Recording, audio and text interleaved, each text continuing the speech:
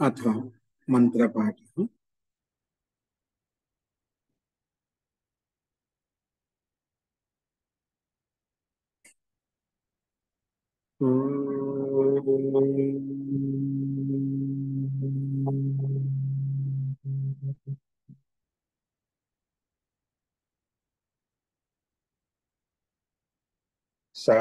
सहनाववतु सहनौ भुनक्तु सह वीर्यं करवावहै तेजस्विनावधीतमस्तु मा विद्विषावहै। ॐ शान्ति शान्ति शान्तिः।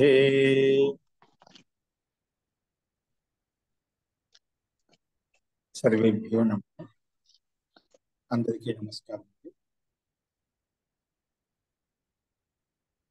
మనము ప్రౌఢ రచనానువాద కౌముదిలో 17వ అభ్యాసం చెప్పుకుంటున్నాము. అందులో తెలుగు వాక్యాలు చెప్పుకున్నాము. ఆ తెలుగు వాక్యాలకు సమాధానం చూస్తున్నాము. అందులో కకారము ఖకారము గకారానికి సంబంధించినటువంటి వాక్యాలు ఏవైతే మనం చెప్పుకున్నాము. ఈరోజు గకారంలో 4వ భాగము వ్యోమ వర్గం ఆకాశానికి సంబంధించిన వాక్యాలు చెప్పుకోవాలి. అందులో కూడా 2 వాక్యాలు చెప్పుకున్నాం మనం.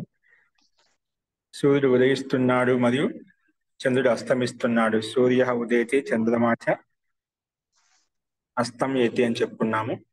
అలాగే వివిధ అర్థాలను గ్రహించి సూర్యుని యొక్క నామాలు దివాకరుడు, వివస్వాన్, హరి, దస్వ ఇవన్నీ చెప్పుకున్నాం అనమాట. అలాగే చంద్రుని యొక్క నామాలు కూడా మనం ప్రస్తావించుకున్నాము. నిశాకర, కళానిధి, శీతగు, శశాంక అని చెప్పి ఇంత 3 వాక్యాలు మనం చెప్పుకున్నాం. అస్తు ఇప్పుడు 4వ వాక్యం తీసుకోండి. మహోదయ ఇప్పుడు మూడో వాక్యం చెప్పాలి మహోదయ. 3వ వాక్యం రాసుకోండి. అవును మహోదయ. చంద్రమాయాహ, చంద్రమాకి ఏమొచ్చింది మనకి పదం ఇక్కడ? సుధాంశు. సుధాంశోః సుధాంశోః అపి అర్థానుసారం అనేకాని నామాని. అనేకాని నామాని. సుధాంశోః అపి సుధాంశోః అపి అర్థానుసారం అనేకాని నామాని. అనేకాని నామాని.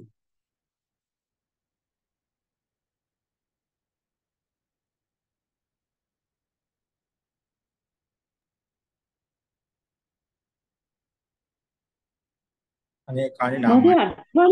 అర్థానుసారం రాసుకోవాలి మహోదయ. అర్థానుసారం అనేకాని నామాని. అవేంటో రాసుకోండి. చిన్న డాష్ ఇచ్చేసి ఇందుః ఇందుః సుధాంశుః సుధాంశుః సుధాంశుః ఓషధీశ ఓషధీశ ఓషధీశ ఓషధీశ విసర్గం కూడా వస్తుంది. ఓషధీశ ఓషధీశ నిశాకరః నిశాకరః నిశాకరః కళానిధిః కళానిధిః శీతగుః కళానిధిః శీతగుః శశాంకః. అంతేది శశాంకః శశాంకః.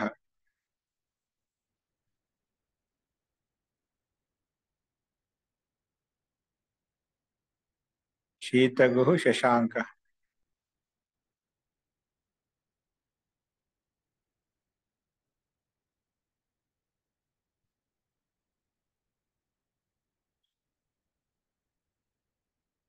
శీతగు శశాంక.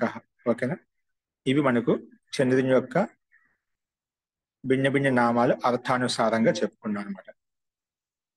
నెక్స్ట్ రాసుకున్న 4వ వాక్యం. ఇప్పుడు ఆకాశంలో మేఘాలు వచ్చాయి. మహోదయ మహోదయ మహోదయ నాకు ఇది కనెక్టివిటీ పోయి మళ్ళీ వచ్చింది మహోదయ. ఇది నెక్స్ట్ ఏంటి మహోదయ? 6 4వ వాక్యం. శీత గుహు తర్వాత అండి శీత శశాంక. శశాంక కనిపిస్తుంది స్లైడ్ మీద మనకు. శశాంక. శశాంక. 7. ఓకే.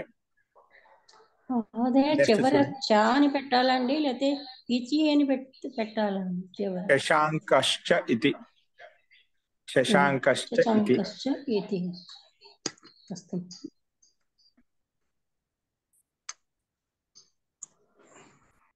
అస్తు. ఇప్పుడు ఆకాశంలో మేఘాలు వచ్చాయి, మెరుపు మెరుస్తున్నది, మేఘాలు గర్జిస్తున్నాయి, మేఘాలు గర్జించడం ఆరంభించాయి, వడగండ్లు పడుతున్నాయి, అతివృష్టి కురుస్తున్నది. ఇది మనకు వాక్యం రాసుకుని. ఇదానిం ఇదానిం ఇదానిం గగనే గగనే ఇదానిం గగనే. గగన్ అంటే ఆకాశం. ఇదానిం గగనే ఇదానిం గగనే మేఘాః మేఘాః ఆగతాః. ఇదానిం గగనే మేఘాః ఆగతాః. మేఘాః ఆగతాః.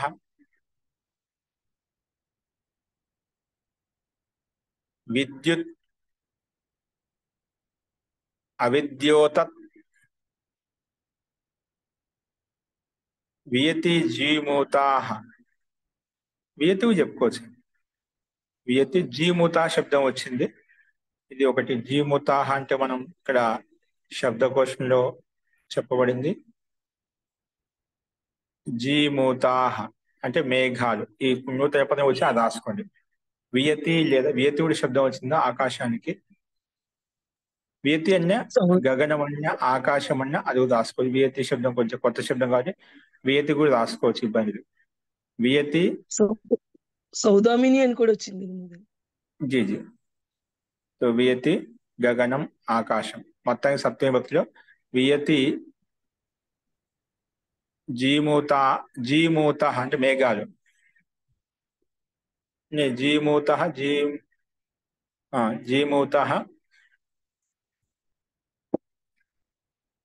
వియతి జీమూతాః బహువచనం రాసుకోండి. వియతి జీమూతాః. వియతి జీమూతాః లేదా గగనే జీమూతాః ఏదైనా రాసుకోండి. గగనే జీమూతాః.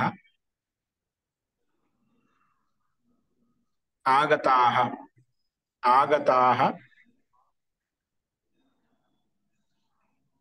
విద్యుత్ విద్యుత్ అవిద్యోతత్ అవిద్యోతత్. స్తనయతి అనేది వచ్చింది మహోదయ. స్తనయతి. విద్యుత్ విద్యుత్ స్తనయితి శబ్దం వచ్చిందంటే కాబట్టి అది రాసుకోండి. అయితే స్తనయిత్ను. విద్యుత్ అంటే మనకు సౌధామిని శబ్దం వచ్చింది. సౌధామిని శబ్దం అండి. సౌధామిని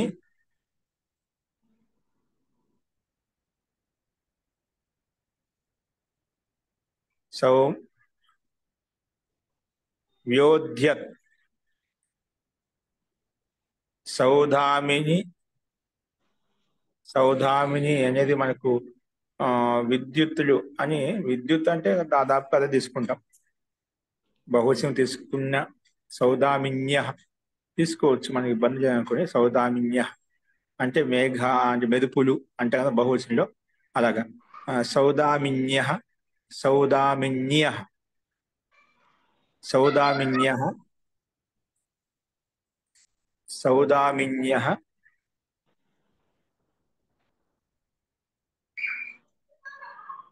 నెక్స్ట్ వరకు సౌదామిన్య వ్యోధ్యత్ అంటే ప్రకాశిస్తున్నాయి. ద్యోతత్, దానికి వి ఉపసర్గ ఉంది కాబట్టి వ్యోధ్యత్. వ్యోధ్యత్. సౌదామిన్య వ్యోధ్యత్ అంటే ప్రకాశిస్తున్నాయి. ఇది సామాన్య కృదంత ప్రకాశ షాత్ ప్రత్యాన్ని తీసుకొని చెప్పు. విద్యోతమానాహ. విద్యోతమానాహ ఎందుకంటే వర్తమాన లెట్ కాబట్టి అలాగే దాసుకో. వ్యోధ్యత్ బ్రాకెట్ లో ప్రకాశమానాహ అలాగూ దాసుకోవచ్చు.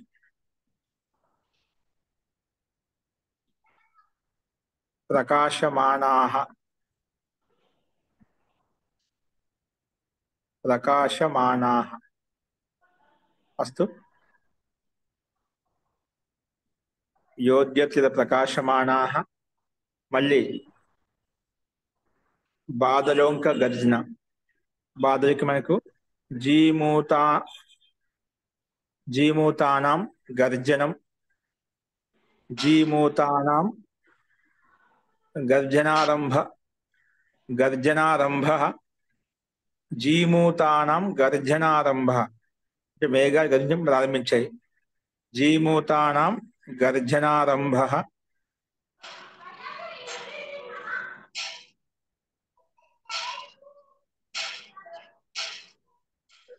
గర్జనారంభ. గర్జన శబ్దానికి ఇక్కడ మనకు శబ్దం వచ్చింది గర్జన్.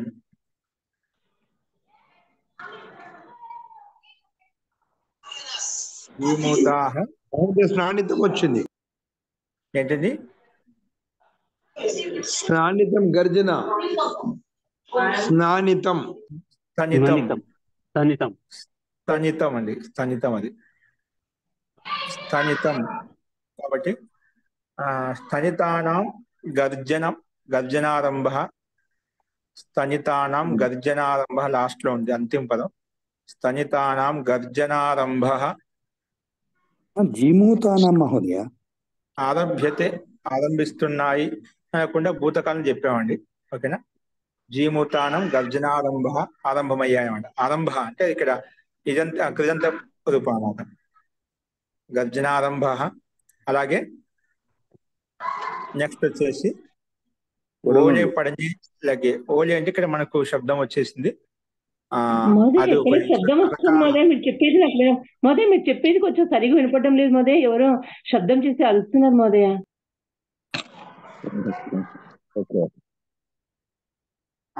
రాసుకోండి అమ్మా.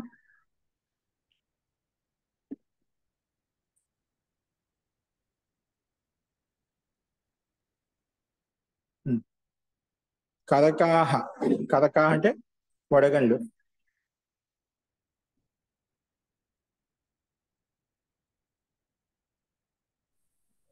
సార్ కరకాహ పతమానాహ. కరకాహ పతం ఏంటండి? గర్జనారంభ అని చెప్పారు తర్వాత. కరకాహ పతమానాహ సంతి.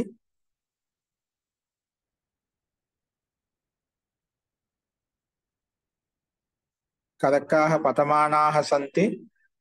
అపి చ పునః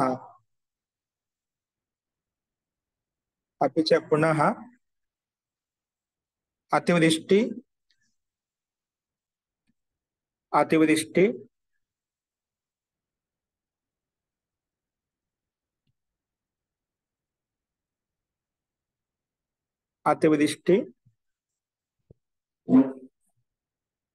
ఆరభత. అతివృష్టి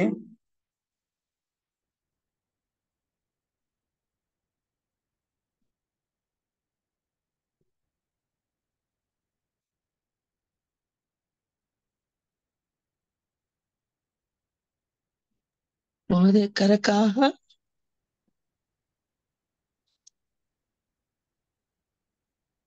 కరకాహ పతమానాహ సంతి. అపి చ పునః పతమానాహ సంతి. బహుశా చెప్పాను. పతం సంతి పతమానాహ సంతి.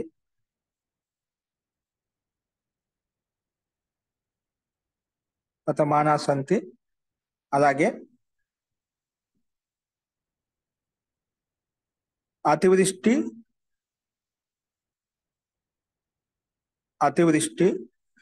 అభూవన్.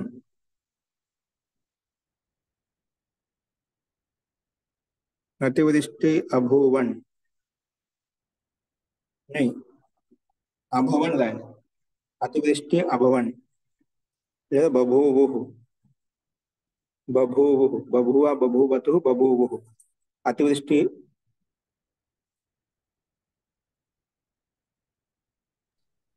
మహోదయ ఆరభత అని చెప్పారు. ఆజ్ఞపని అదుగు రాసుకోవచ్చు. ఆరంభమైంది, అతివృష్టి ఆరంభమైంది అని చెప్పి అది కూడా ఆజ్ఞపదం యొక్క అది కూడా బ్రాకెట్ పెట్టుకోండి. ఇది మనకు ఇది వాక్యము. నెక్స్ట్ మహోదయ ఒకసారి చెప్పరా మహోదయ, ఇది కొద్దిగా ఒకసారి రిపీట్ చేయరా కొంచెం. చిన్న సందేహం ఇందులో చెప్తున్నా, మళ్ళీ చూసుకోండి దీన్ని వాక్యాన్ని. వియతి ఇదానిం వియతి లేదా గగనే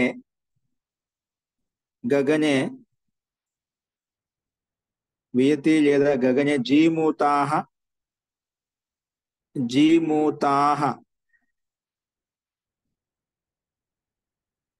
ఆగతాః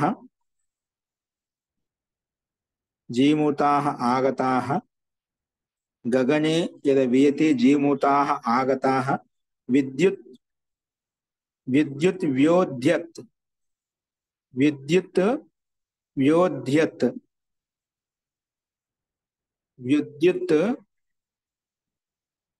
వ్యోధ్యత్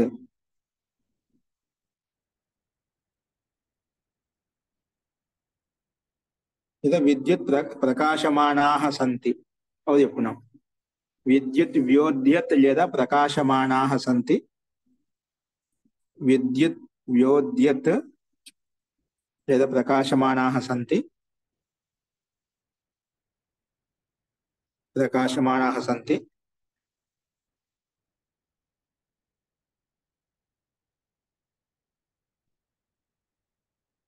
స్తనయి. అలాగే మళ్ళీ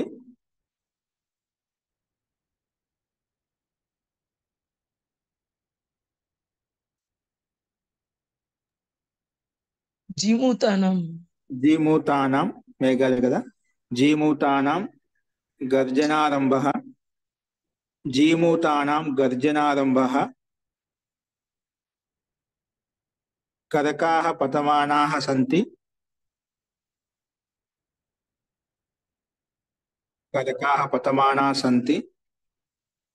కరకాః అంటే వడగండ్లు. పతమానాః సంతి.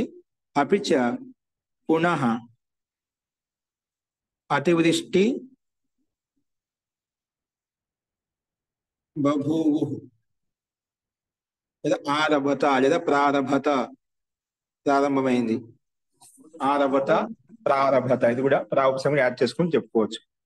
అతివృష్టి ఆరభత లేదా ప్రారభత లేదా లిట్లకం బభూవుః లేదా అభవన్. ఇవన్నీ ఒకే అర్థం. అతివృష్టికి ఆసరహ అని వచ్చింది మహోదయ శబ్దకోశంలో. అతివృష్టికి ఆసారహ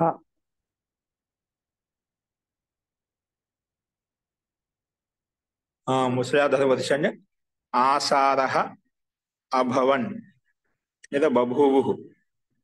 ఆసారః ముసలాధార వర్ష అంటే అతివృష్టి ఆసారః అది రాసుకోండి. అతివృష్టి స్థానంలో ఆసారః బ్రాకెట్ రాసుకోండి. ఆసారః. అస్తు. నెక్స్ట్ చూడండి.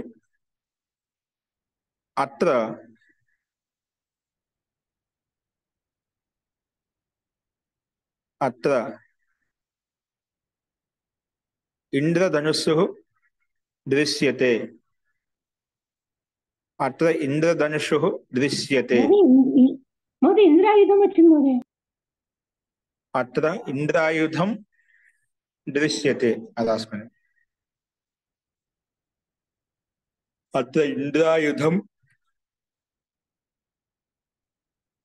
అత్ర ఇంద్రాయుధం దృశ్యతే. నెక్స్ట్ అత్ర ఇంద్రాయుధం దృశ్యతే, కనిపిస్తున్నది. ఇంద్రాయుధం, ఇంద్రధనుసు కనిపిస్తున్నది. నెక్స్ట్ చూడండి.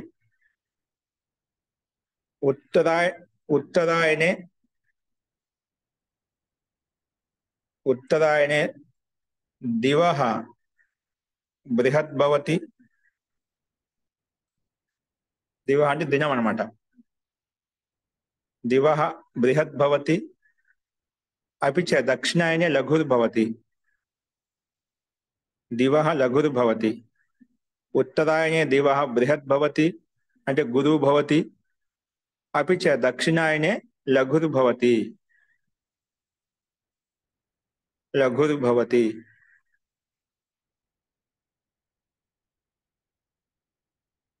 లఘుర్భవతి. నెక్స్ట్ ద్వాదశ రాశ్యః. ద్వాదశ రాశయః రాయండి. ద్వాదశ రాశయః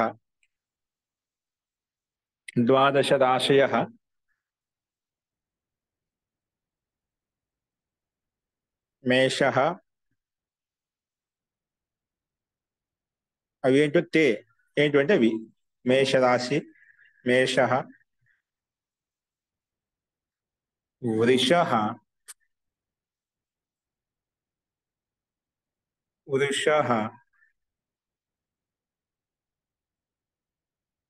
వృషభः మహోదయ.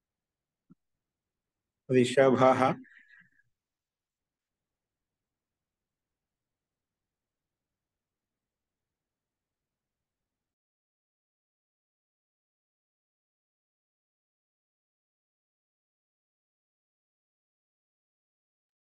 మిథునः కర్కటः.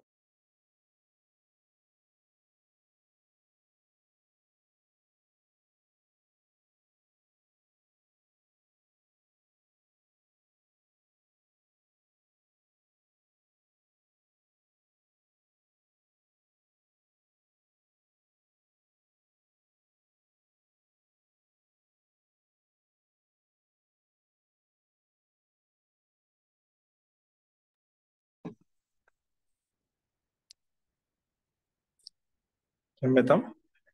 మేషః, వృషభः, మిథునः,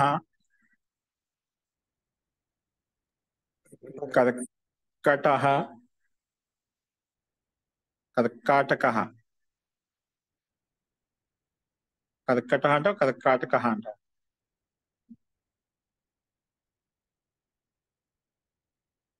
కర్కాటకः. సింహరాశి, సింహः, కన్యా రాశి, తులారాశి, వృశ్చిక రాశి. ఇవన్నీ చెప్పుకున్నట్టున్నాము. ఓకే. ధనుః, దీన్ని ధన్వి కూడా అంటామండి.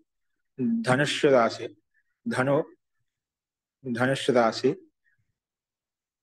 మకర రాశి, మకరః, కుంభః, మీనః. కుంభః మీనశ్చ ఇతి. మకరః, కుంభః, మీనశ్చ ఇతి ద్వాదశ రాశయః.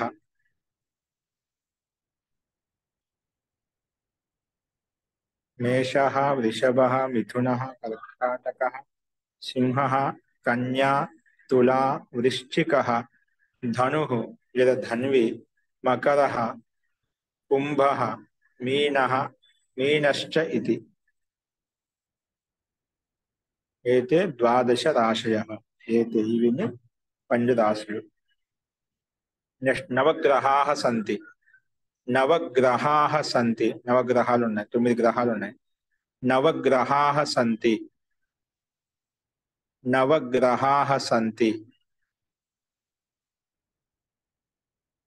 రవిః, తే అంటే అవి. తే డాష్ రాయి. నవగ్రహాः సంతి తే. అవి ఏమిటంటే అవి. తే అంటే అవి. తే రవిః, సోమః. కింది ఇచ్చే పుస్తకాన్ని చూస్తాను. రవిః, సోమః, మంగళః, బుధః, बृहस्पतिः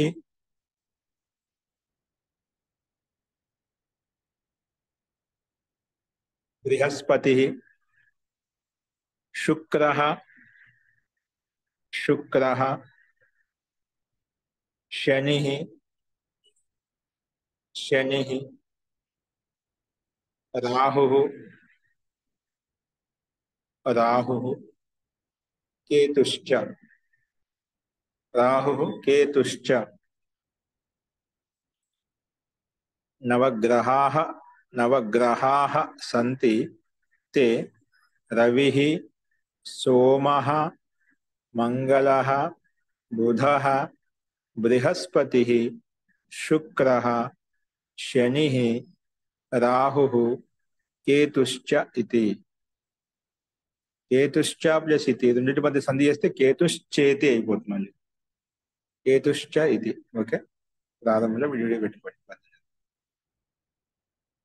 నెక్స్ట్ అంతిమ వాక్యం ఏకస్మిన్ సప్తాహే సప్త దినాని సంతి ఏకస్మిన్ సప్తాహే సప్త దినాని సంతి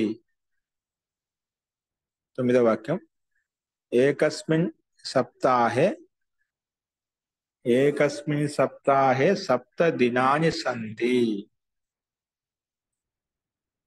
एकस्मिन्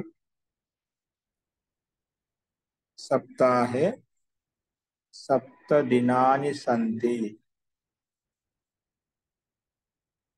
एकस्मिन् सप्ताहे सप्त दिनानि सन्ति नेक्स्ट अंतिम वाक्यम आतपे नहीं गर्मी कदा ग्रीष्म ऋतुषु आतपः बहु वर्तते अत्यधिकं वर्तते लेदंटे बहु वर्तते अत्यधिकं वर्तते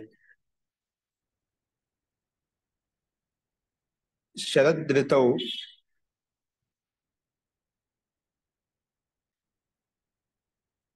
महोदय इंకొకసారి చెప్పండి ग्रीष्म ऋतौ दानि संधि कल्पि ग्रीष्म ऋतौ आतपः अत्यधिकं वर्तते अत्यधिकं वर्तते अत्यधिकं वर्तते अत्यधिकं वर्तते आतपः ओकेना आतपे आतपः अत्यधिकं वर्तते आतप అంటే ఎండ अत्यधिकं वर्तते अपि च ज्योत्स्ना ज्योत्स्ना शब्दकोशं ఇచ్చాడు వెన్నెల अपि च ज्योत्स्ना शीतला वर्तते చల్లగా ఉంటుంది ज्योत्स्ना शीतला वर्तते ज्योत्स्ना शीतला वर्तते ज्योत्स्ना महोदय आतपः आतपः ఏం లింగం महोदय आतपः सामान्य पुल्लिंगమే మరి అత్యధికః వల అత్యధికం ఉండొచ్చా आतपः వర్షానికి విశేషంగా ఉంది కాబట్టి आतपः अत्यधिकः वर्तते जी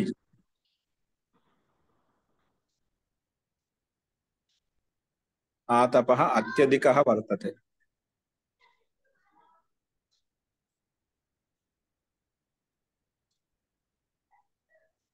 अस्तु మహోదయ సందేహం जी చెప్పండి ఆతపః అంటే ఇక్కడ ధూప్ అని ఇచ్చారు పొగ కదా नहीं धूप అంటే ఎండ అర్థం ఓకేనా ధూమ అంటే పొగ ధూమ అంటాం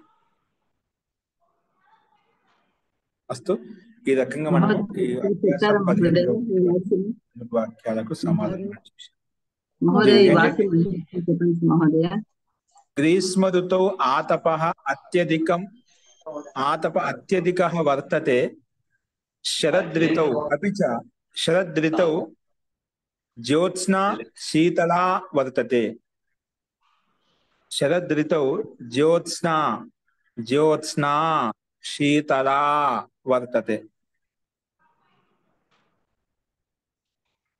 ఇక్కడ వర్తతనే మనం అధ్యయనం చేసుకున్నాం. జ్యోత్స్న శీతల వర్తతే. మహోదయ మహోదయ 4లో స్వదేహం అని చెప్తారు. జీ చెప్పండి.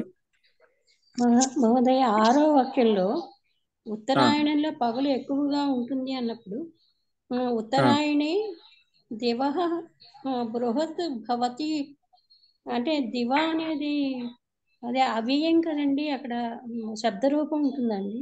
దివహ అంటే దివహ అని చెప్పాను.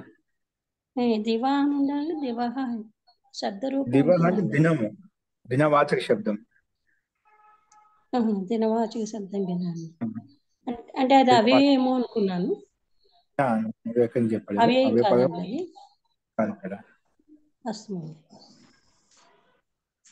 దినవాచక శబ్దం మహోదయ అస్తు 4లో మీరు జీమూతానాం గర్జనారంభ అన్నారు. గర్జనారంభకి స్తనితం అన్నారు. అంటే స్తనితంకి అంటే పదం ఎలా రాయాలి మహోదయ? అంటే స్థానితం కింద మీకు శబ్దకోశం చూడండి ఎలా రాసేది, మీకు పుస్తకంలో మీకు శబ్దకోశం కనిపిస్తుంది చూడండి. ఓకేనా, చూసే గర్జన అనుందండి. జీమో మేఘాలు గర్జనారంభ అని చెప్పిన గర్జన స్థనితం స్థనితారంభ అని రాసుకోవచ్చు ఇక్కడ. స్థనితారంభ, ఓకేనా, స్థనితారంభ గర్జనారంభ అని చెప్తాం కదా, అలాగా ఇక్కడ గర్జన శబ్దానికి స్థనితం శబ్దం వచ్చింది కాబట్టి మీరు అలా రాసుకోండి, స్థనితారంభ. ఓకేనా, జీమూతానం స్థనితారంభ అంటే గర్జనారంభమైంది అలాగా. ఓకే అండి. ఇప్పుడు ఈ రకంగా మనం ఇందులో వాక్యాలు చూసాము దాదాపుగా. ఆతపం అధికం ఆతపం అని అనొచ్చా అండి? ఆతప పుల్లింగం శబ్దం కాబట్టి మనం ఆతప అధిక వర్తతే అని రాసుకుంటాం. ఓకేనా, ఉంది అని అర్థం. ఏముంది అంటే ఆతప, అందుకే ఆ రకం తీసుకుంటాం.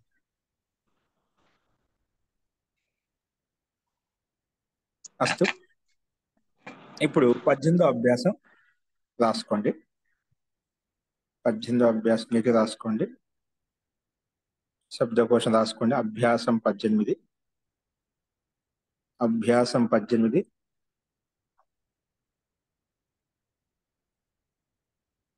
శబ్దకోశ 425 + 25 = 450. ఇంతవరకు 450 శబ్దాలు చెప్పుకున్నాం విశేషంగా. శబ్దకోశ 425 + 25 425 + 25 మొత్తం 450. అందులో శబ్దాహ ఎడ్డింగ్ పెట్టుకోండి. కాలంలో శబ్దాలు ముందుగా శబ్దాహ శబ్దాహ అంటే శబ్దాలు రాసుకోండి.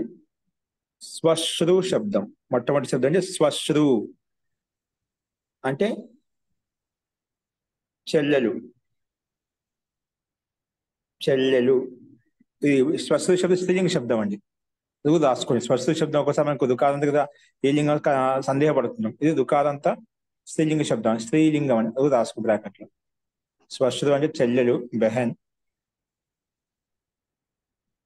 ఓకేనా, స్త్రీలింగ శబ్దం. నెక్స్ట్ ఆత్మజ అంటే పుత్రుడు. ఆత్మజ శబ్దం పుత్రవాచకాల్లో కూడా ఆత్మజ శబ్దాన్ని ఉపయోగిస్తాం. ఆత్మజ అంటే పుత్రుడు. ఆత్మజ అంటే పుత్రుడు. ఆత్మజ అంటే పుత్రుడు. నెక్స్ట్ అగ్రజ అంటే పెద్దన్న. అగ్రజ పెద్దన్న. అగ్రజ అంటే పెద్దన్న.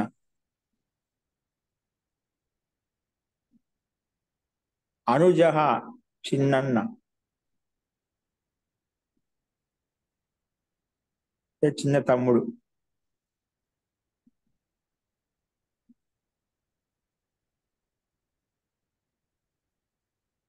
చిన్న తమ్ముడు. నెక్స్ట్ పితృవ్య అంటే చిన్నాన్న, అంటే నాన్న తమ్ముడు. పితృవ్యః చిన్నాన్న, చిన్న నాన్న అంటారు, చిన్న అన్న, పితృవ్యః. అలాగే మాతులః, మాతులః అంటే మామ. ఇక్కడ మామ అంటే ఇప్పుడు అమ్మగారి తమ్ముడు ఉంటాడు కదా, అలాగా. మాతులః అంటే మేనమామ, మాతులః మామ.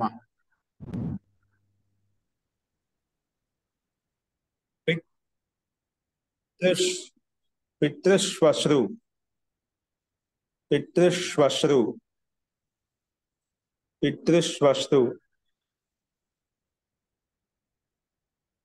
పితృశ్వశ్రు. పూవ, పూవ అంటే ఇక్కడ అత్తమ్మ అనుకుంటా, మేనత్తనమ్మ. అత్తమ్మ. మేనత్త కాదు, పితృశ్వశ్రు కదా, ఓకే. పితృ అంటే తల్లి, నాన్నగారి చెల్లెలు, అత్తమ్మ అవుతుంది. పితృశ్వశ్రు అంటే తండ్రి గారి చెల్లెలు. అమ్మగారి చెల్లెలు మాయమామ అని చెప్పాము. తండ్రి గారి చెల్లెలు ఏమవుతుంది మనకు, అక్కడ మేనత్తని అంటాం కదా అక్కడ. అత్త, అత్తమ్మ స్త్రీలింగ శబ్దం. పితృశ్వ అంటే నాన్న చెల్లెలు అనమాట, అత్త. ఇవి రాసుకుంది స్త్రీలింగము, పితృశ్వశ్రు. నెక్స్ట్ మాతృశ్వశ్రు, మాతృశ్వశ్రు అంటే అమ్మ యొక్క చెల్లెలు. అక్కడ నాన్న చెల్లెల్ని పువ్వ, అత్త అని చెప్పాము. అమ్మ చెల్లెల్ని ఏమంటాం, పిన్ని అంటున్నాం అంట. మాతృశ్వశ్రు, మాతృశ్వశ్రు, మాతృశ్వశ్రు.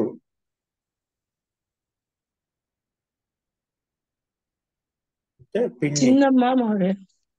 చిన్నమ్మ, పిన్నమ్మ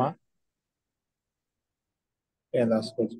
నెక్స్ట్ భ్రాత్రీయ, భతీజ. భతీజ ఏమంటామా, మేనల్లుడు అంటామా. భ్రాత్రీయ అంటే చెల్లెలు, అన్న కొడుకు. భ్రాత్రీయ,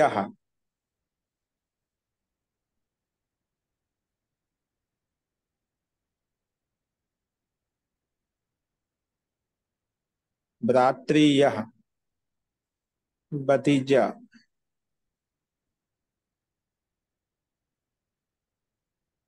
భతీజ ఏమంటాం, మేనల్లుడే కదా అనేది.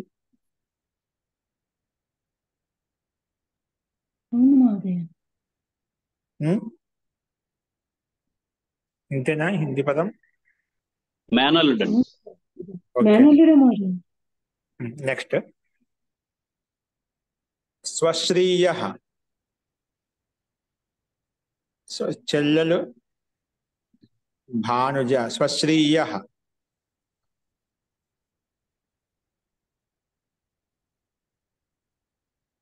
భానుజ, స్వశ్రీయ. మేనకోడలు, మేనకోడలు. స్వశ్రీయ మేనకోడలు, భాంజ.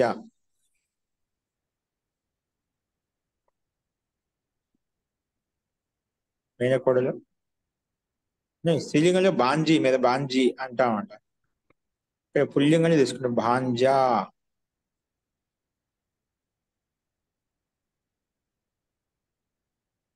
మేనకోడలు, మేనలుడు సామాన్యంగా తీసుకున్నాం. స్వశ్రీయ మొత్తానికి చెల్లెలు, కొడుకైనా కూతురైనా ఎవరుంటే వాళ్ళని బాంజా అంటామంట. మీద భతీజా, మీద బాంజా అలా చెప్పుకుంటాం కదా. మేనకోడలు లేదా మేనలుడు అని రాసుకోవాలి. మహోదయ, భ్రాత్రియ అంటే తమ్ముడు కొడుక? భ్రాత్రియ అంటే భ్రాత అన్న, అన్న కొడుకు. అన్న కొడుకు. చెల్లెలకు అన్న కొడుకు ఏమవుతాడు? చెల్లెలకు అన్న కొడుకు మేనలుడు అంటావా? తమ్ముడికి అన్న కొడుకు ఏమవుతాడు మోదే? మరి కొడుకే కదా అన్న కొడుకు. కానీ దక్షిణ ప్రాంతంలో ఏంటండి అల్లుడు అంటాడు.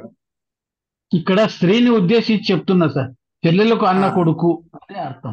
పెళ్ళికి అన్న కొడుకు, అది మెయిన్. వారిని ఇలా పిలిచాలంటే ఇట్లా పిలిచాలి, మెయిన్ అది. ఓకేనా? ఏనా గారు భతీజా అంటే హిందీలో ఏమంటారు ఒకసారి చెప్పరాదు? ఏది అంటే భతీజా అని హిందీలో ఉందిగా మహోదయ. అదే అంటే అన్న కొడుకు, అన్న కొడుకు అన్నమాట. అన్న కొడుకు అండి, కాసేపు మేనల్లుడు. నాన్నడున్నారు, కాసేపు అన్న కొడుకు ఇప్పుడు అంటున్నారు. మెయిన్ మీరు సరిగ్గా ఇక్కడ చెప్పట్లేదు. ఒక చెప్పారు, చెల్లెల కొడుకు లేదా అక్క కొడుకు అంటాం కదా మనం. అమ్మా ఓకేనా? మేనల్లుడే అమ్మా. అమ్మా చెల్లెల మేనల్లుడే. కొడుకు లేదా హిందీ వచ్చు కదా, హిందీలో భతీజా అంటే ఏమంటారు మీకు కూడా తెలుసుగా అంటే మహోదయ హిందీ. చెల్లెల కొడుకు లేదా అక్క కొడుకు అని అమ్మా అర్థం తాత్పర్యం. మేనల్లుడే చెల్లెల అమ్మా. కొడుకు లేదా అక్క కొడుకు అని. అంటే మేనలుడే మహోదయ మరి. అదే మరి, చెల్లెల కొడుకైనా మేనల్లుడు అక్క కొడుకునా. సస్త్రీయ అంటే అండి, సస్త్రీయ అంటే అదే మేనకోడలు. మేనకోండి. ఓకే అండి. ఆ ఉత్తహ జీజ అంటే బావగారు అంటారు మహోదయ, కదా. ఆ, ఇప్పుడు ఆ అన్నయ్య కొడుకు ఏమవుతారని ఎవరో అన్నారు. భ్రాతృవ్య అవుతుంది మహోదయ, సోదరుని కుమారుడు. భ్రాత్రియ అని ఎవరో అన్నారు. భ్రాతృవ్య సోదరుని కుమారుడు, అన్నగాని తమ్ముడు గాని. భ్రాత్రీయ అంటున్నారు మీరు, ఇక్కడ ఉన్న పదం పలుకుతున్నారా? కాదండి, భ్రాతృవ్య అని అంటున్నాను. అంటే ఇందాక ఎవరో భ్రాతృవ్య అంటున్నారు అంటున్నారా? భ్రాత్రియ అని అడుగుతున్నారు, అందుకని భ్రాతృవ్య సోదరుని కొడుకు అయితే.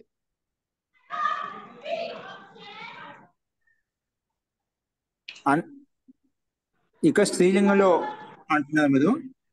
కాదండి, స్త్రీలింగంలో కరెక్టే మహోదయ. స్వస్త్రీ నేను అంటం లేదు మహోదయ, అది కరెక్టే. నేను భ్రాతృవ్య అని ఆ చెప్తున్నాను. పదానికి మీరు అన్నదమ్ముడు ఒకటి కొడుకు అయితే చెప్తున్నారు, ఏమిటంటారు అని అడిగితే. దాన్ని భ్రాతృవ్య అంటారు. ఓకే, అస్తు. నెక్స్ట్ ఆ ఉత్తహ. మహోదయ మ్యూట్ చేయండి మహోదయ, శబ్దం కొంచెం పదాలు అర్థం. ఆ ఉత్తహ, ఆ ఉత్త జీజా అంటే అక్క భర్తనే అంటాం, జీజా అంటాం. బావగారు అంటాం కదా, జీజా బావగారు. ఆ ఉత్తహ.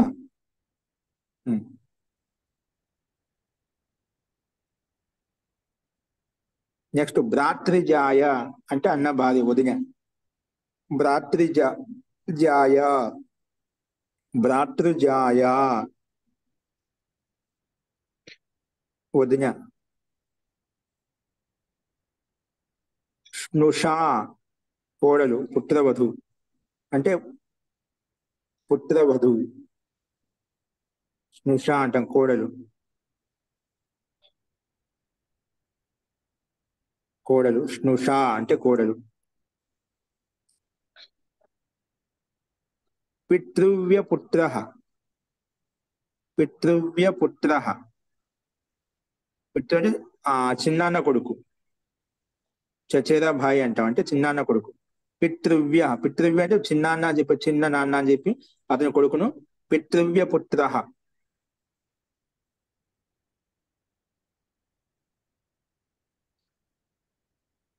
పితృవ్యపుత్ర చిన్నాన్న కొడుకు. నెక్స్ట్ పైతృస్వశ్రీయ,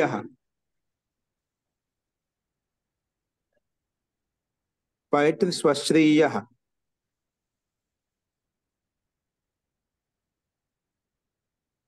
కుఫేర భాయ్ అంటే అత్త కొడుకు. పైతృస్వశ్రీయ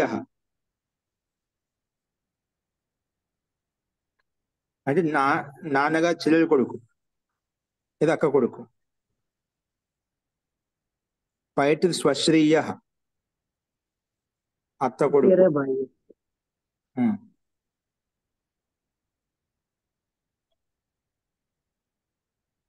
నెక్స్ట్ మాతృస్వశ్రీయ, ఏంటాచార్య దీని అత్త కొడుకు, అత్త కొడుకు. పైతృస్వశ్రీయ అంటే ఇప్పుడు అత్త అవుతుంది, నాన్న చెల్లెలు, నాన్న అక్క కదా ఎవరైనా కానీ, ఇది అత్త కొడుకు అని. మహోదయ, నెక్స్ట్ మహోదయ భాంజ అంటే మేనల్లుడే, సోదరి కుమారుడు. ఆ మేనకోడలు కాదు మహోదయ. ఎక్కడ స్వస్త్రీయ అంటే స్వస్త్రీయ అంటే సోదరి కుమారుడు. భాంజ. అదే బాంజీ బాంజా అనేది రెండో చెప్పాను. స్త్రీలింగం అయితే బాంజీ అంటాం, లేదా బాంజీ అని చెప్పి సోదరి కుమారుడు.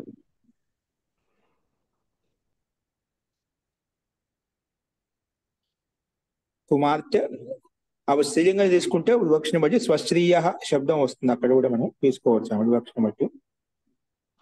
ఛాపత్యం యొక్క ప్రయోగం ఉందన్నమాట. అందుకే ఛాపత్యం ప్రయోగాన్ని మనం ఆ రకం తీసుకుంటాం వివక్షను బట్టి.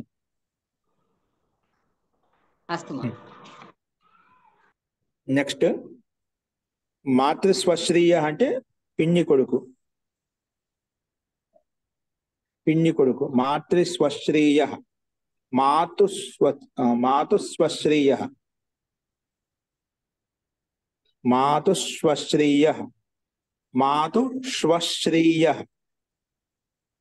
మాతుస్వశ్రీయ పిన్ని కొడుకు.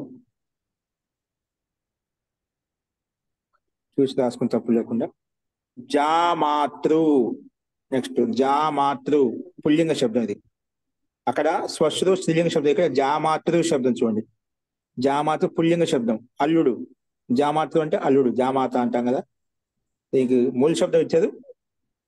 ఏకవచనం అయితే జామాత, జామాతారో, జామాతార అలా వస్తుందన్నమాట.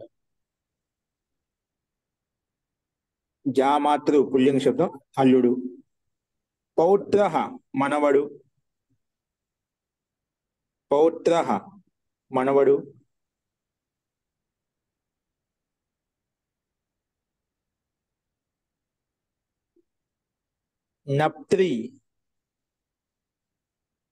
నప్త్రి అంటే ఇది పుల్లింగ శబ్దం చూడండి, రాసుకోండి. నాతి మనవరాలు. నప్త్రి మనవరాలు. మూల శబ్దం నప్తృ అండి. మనం ఉచ్చారణలో ఇక్కడ దక్షిణ ప్రాంతంలో, ఉత్తర ప్రాంతం నప్తృ అంటాం, నప్త్రి అంటారు వాళ్ళు, మనం నప్తృ అంటాం అట. నప్తృ పుల్లింగ శబ్దం, మనవరాలు. దేవరః అంటే మరిది. దేవరః మరిది.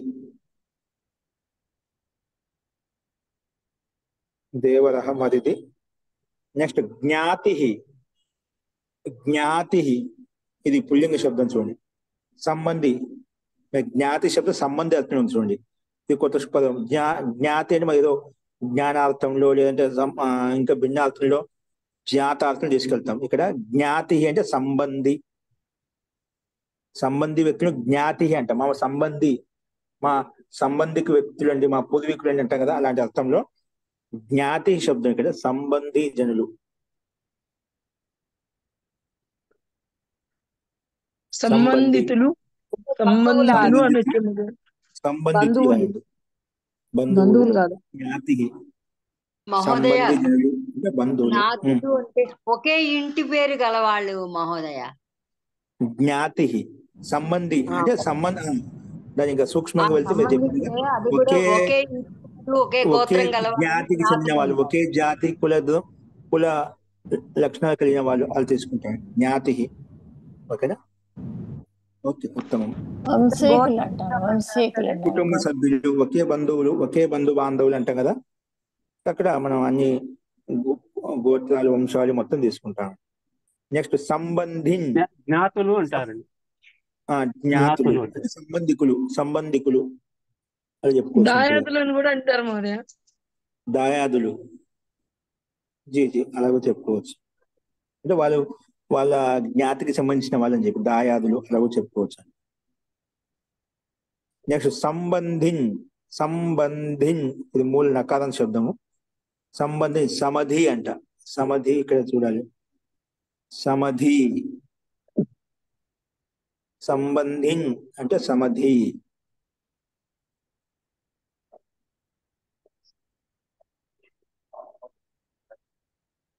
సమధి చెప్తా. వియ్యకుడు కాదా? వియ్యంకుడు సంధి అంటారు. సమాధానం సంధి అంటాం వియ్యంకుడ కదా హిందీలో. సమాధి వియ్యంకుల సంబంధి వియ్యంకుడు. ఓకే అండి. అంటే పిల్లని ఇచ్చినటువంటి తరపున వాళ్ళు ఎవరైతే ఉండేది వాళ్ళు అట్లా అంటారు కదా, వియ్యంకుడు అని చెప్పి. మహోదయ సంధి అంటారా? అంటే హిందీలో సంధి అంటే వియ్యంకుడు కదా, ఇది సంధియా సమధియా అని. అది హిందీ పని నాకు అర్థం కాదు. సమాధి అంటే మీరు సందర్భాన్ని బట్టి ప్రసంగంలో మనకు వియ్యంకుడు సంబంధించిన చెప్పుకునే వియ్యంకుడు అర్థం ఒక అదే ఉండొచ్చు. బహుశా చెప్పుకుంటున్నాను. సమాధి అంటారండి హిందీలో. హిందీ అంటారా? ఓకే అండి. సమాధి మీనా గారు చెప్పాలి మహోదయ. పర్వాలేదు, వాళ్ళకు చెప్పండి. ఒక విషయం చెప్తున్నామంటే కొంచెం ఎప్పుడో వినే ఉంటే చూసి ఉంటే నేను కూడా చాలాసార్లు విని, అంటే ఈ సంబంధ విషయాలు ఎక్కువ మనకు వ్యవహారం లేకపోతే దాన్ని గమనించలేదు. అలా పిలుస్తారండి ఖచ్చితంగా, దాంట్లో ఇబ్బంది లేదు. సమాధి అంటే వియ్యంకుడు. ఇంకేదైనా అర్థం ఉంటే చెప్పలేము, ఉండొచ్చు కూడా. కానీ ఈ అర్థం ఇక్కడ ఈ సందర్భం తీసుకు. నెక్స్ట్ రాసుకుంది సంబంధిని.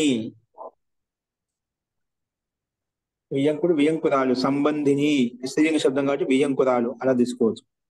సంబంధిని వియ్యంకురాలు. ఇప్పుడు పూర్వపద పదాన్ని బట్టి మనం అర్థం ఇదే ఉంటుంది కాబట్టి నిశ్చయించుకోవచ్చు అన్నమాట.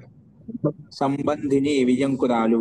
సమధిన్ సమధిన ఒక సమధి సమధిన మహోదయ స్త్రీలింగ శబ్దం. పుత్రయా పుత్రికే ససుర్ అని ఉన్నది ఈ అర్థం సమధికి. ఏంటండి? పుత్రయా పుత్రికే ససుర్ అంటే అత్తవారు. అత్తవారు ససుర్ అంటే మావయ్య. సమధి అని అంటే కదా ఇప్పుడు పిలిచిన వాళ్ళకు వాళ్ళు అత్తవారు పిలుచుకుంటారా, వాళ్ళ తల్లిదండ్రులు ఎవరైతే ఉన్నదో మా వియ్యంకుడు అండి, మా వియ్యంకురాలండి. అదే మనం ఒక పదం చెప్పేసుకున్నాం అక్కడ. ధన్యవాదాలు. నెక్స్ట్ యోషిత్ స్త్రీ. శబ్దము స్త్రీలింగము, యోషిత్ అర్థము స్త్రీలింగము. సంబంధిని ఎదుగు స్త్రీలింగ శబ్దం అండి. ఓకే, అది అవి కూడా ఎక్కడైనా లింగాలకు గుర్తించిన చోట అవి మటు ఖచ్చితంగా మీద రాసుకోండి. యోషిత్ అంటే శబ్దము స్త్రీలింగము,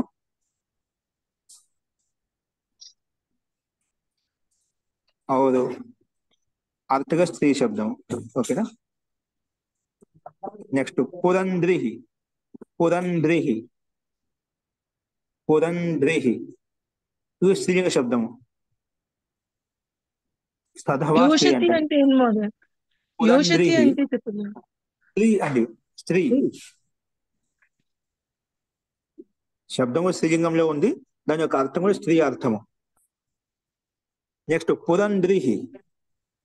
పురంధ్రిహి అంటే ఇది స్త్రీలింగ శబ్దం. సదవా స్త్రీ అంటే సదవా అంటే విధవా స్త్రీ అనుకుంటా.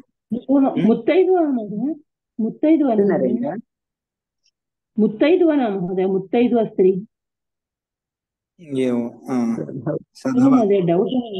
సహిత ధవా సహిత సధవా పుణ్యస్త్రీ అండి. పుణ్యస్త్రీ, క్షమ్యతాం, పుణ్యస్త్రీ. పుణ్యస్త్రీ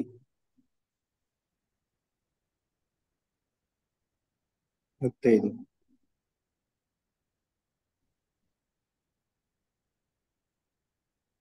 అక్కడ విధవా శబ్దం స్పష్టంగా ఉంది, ఎక్కడో చూసాము. ఫస్ట్ ఇవి మనకు 25 శబ్దం. మనకు పురంధ్రిహి అని చాలా చోట్ల ప్రయోగం చేస్తూ ఉంటామండి. అస్తు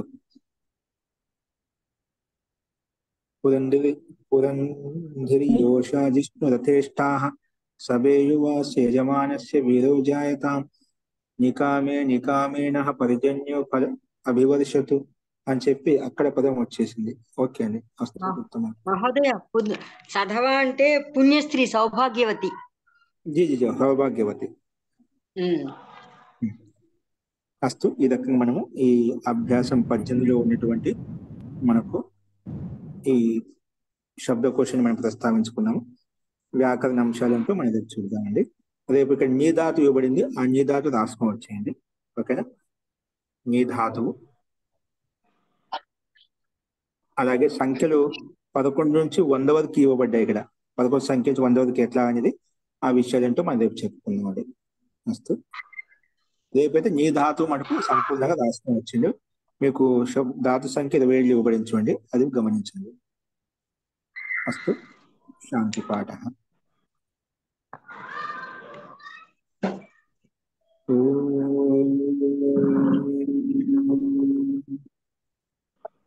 सर्वे भवन्तु सुखिनः, सर्वे सन्तु निरामयाः, सर्वे भद्राणि पश्यन्तु, मा कश्चित् दुःखभाग् भवेत्। ॐ शान्ति शान्ति शान्तिः। మహోదయ నమస్తే सर्वे మహోదయ. మహోదయ మహోదయ. గర్జనకి మహోదయ నమస్తే మహోదయ, ధన్యవాదాలు.